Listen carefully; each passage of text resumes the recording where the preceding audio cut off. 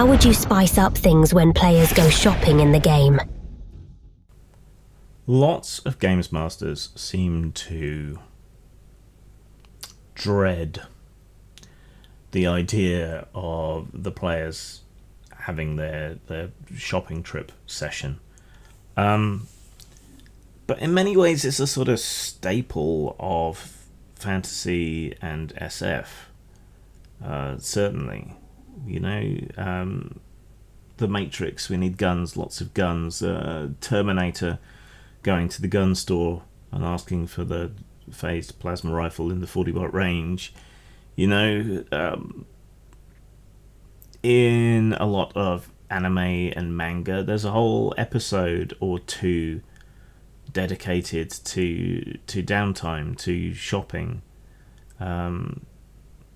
If the players want to spend their session shopping, that is a gift to you. That is some time that can be spent in soft RP, in character development, creating emotional and other connections to whatever community it is that they're currently adventuring from.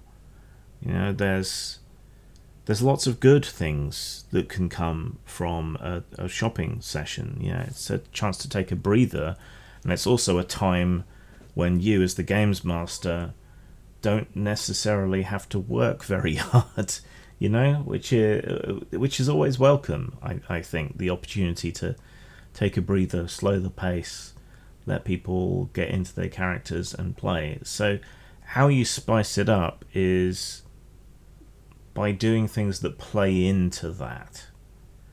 So you don't just go into a shop with your list, tell the games master what you want, roll a bunch of dice to see what's available, pay your money, takes your choice.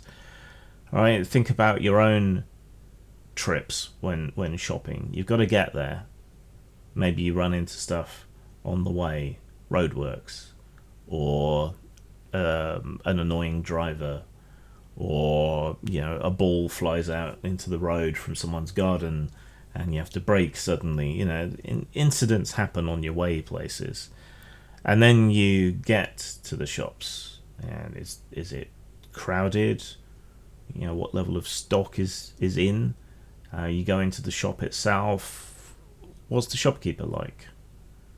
What is the shop itself like? What is its atmosphere? Is it busy and thronging with people? Is it quiet and dusty? Is the shopkeeper someone who resents you being there, or are they happy to see you? Do they treat customers well? Do they offer you mint tea in the hopes of weaseling a couple of extra drachma out of you afterwards? Giving shopkeepers personality, I think, helps a lot. Providing town encounters, a camel they can punch out or whatever.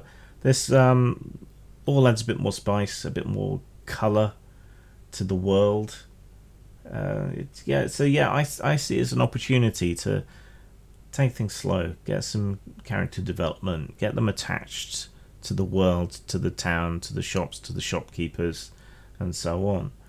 I had a very flamboyant armoured designer in a cyberpunk game who would constantly try to impose his fashion choices on the players whenever they went in to buy armour, and they put up with it because he was a master craftsman that did really good stuff. So I see checks, that sort of thing. So you don't need to resent it. You don't need to be bored by it. It's an opportunity for the players to spend their time amusing themselves with occasional bits of input from you, and it's an opportunity for you to increase the stakes and the emotional investment in the world, in the game, in the NPCs, by portraying them and having them become real characters, rather than just